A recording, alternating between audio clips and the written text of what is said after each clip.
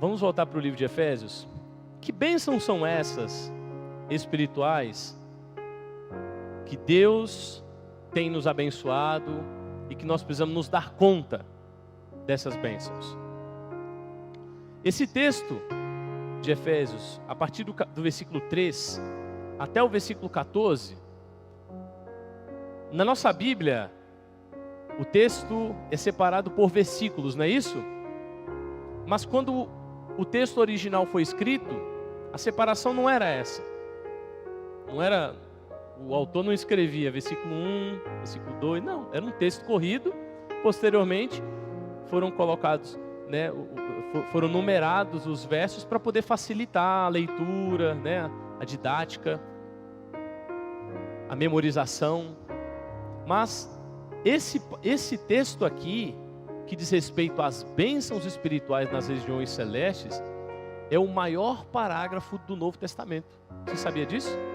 Do versículo 3 até o versículo 14, você não tem ponto final. O único ponto final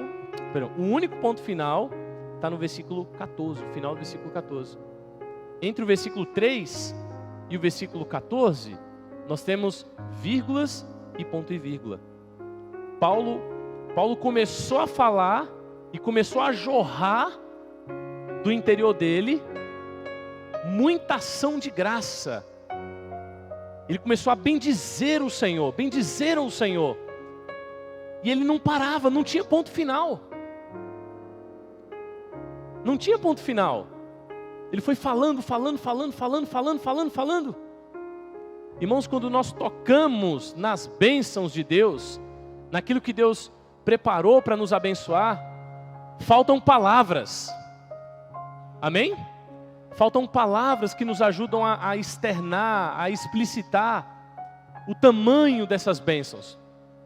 Mesmo Paulo, utilizando esses 14 versos, ele não conseguiu, vamos colocar assim, traduzir em palavras o que essas bênçãos significam para nós.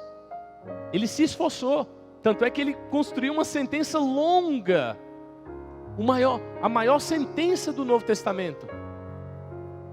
Isso é o que acontece quando alguém toca nas bênçãos espirituais. Você fala sobre elas sem parar.